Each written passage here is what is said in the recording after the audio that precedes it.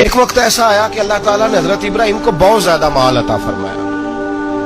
اتنے اونٹ گنے نہیں جاتے، گائیں اتنی زیادہ کہ شمار نہیں ہوتی، بکرے بکریاں اتنی زیادہ کہ شمار، بہت زیادہ مال اللہ نے عطا فرمایا. اور ابھی کچھ عرصہ پہلے آپ پیچھے جائیں نا تو جو لفظ مال تھا وہ روپے پہ تو بولا ہی نہیں جاتا تھا، وہ جانوروں پہ بولا جاتا تھا. بہت زیادہ مال اللہ نے دیا، بکریاں، گائیں، اونٹ، بیل، بڑا کچھ. تو رب کریم نے فرشتوں سے فرمایا کہ واتخذ اللہ ابراہیم خلیلا، ابراہیم میرا دوست ہے. تو فرشتے کہنے لگے یا اللہ جسے اتنا کچھ دیا جائے اس نے دوست تو بننا ہی ہوتا ہے، تو نوازا ہی پڑا ہے، اتنا مال، اتنے کھیت کھلیان، اتنا کچھ. اللہ کریم نے فرمایا جاؤ آزمائش کر لو، امتحان لے لو. فرشتہ امتحان لینے پہنچ گیا. حضرت ابراہیم کے جانور چر رہے ہیں چراگاہ میں، حضرت ابراہیم بھی ہیں، غلام بھی ہیں، بہت بڑا ریوڑ ہے. آپ تشریف فرمائے. ایک فرشتہ آیا تو کھیت میں چھپ کے بیٹھ گیا اور بلند آواز سے کہنے لگے سبحان اللہ والحمدللہ ولا الہ الا اللہ واللہ اکبر.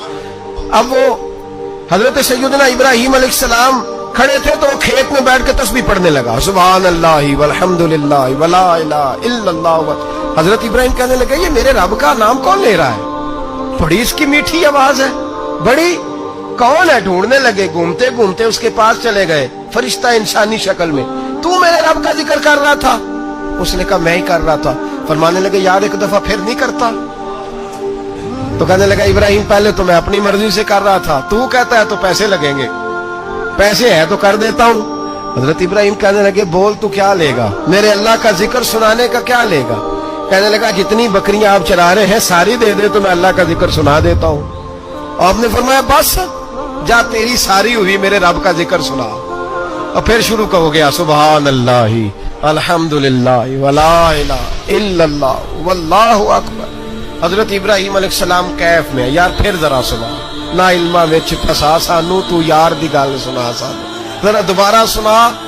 میں پھر سنایا، ایک دفعہ پھر کہا. فرشتہ کہنے لگا بس جی آپ کے پیسے پورے ہو گئے. حضرت ابراہیم کہنے لگے چل ایک دفعہ اور سناؤ. کہنے لگا پیسے لگیں گے. تو کیا لے گا؟ کہنے لگا گائیں بھینسیں ساری میری. فرمایا بس یار اتنی قیمت، تو سنا صحیح، سارا کچھ ہی تیرا. پھر شروع ہو گیا سبحان اللہ والحمدللہ ولا الہ الا اللہ واللہ اکبر.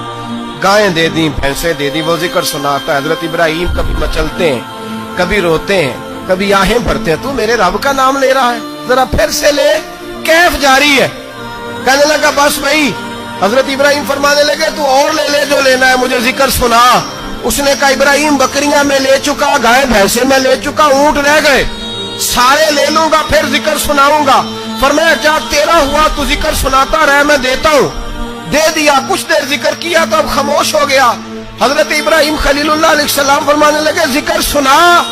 کہنے لگا ابراہیم اب تیرے پاس دینے کو کیا ہے؟ ہر چیز تو میں لے چکا.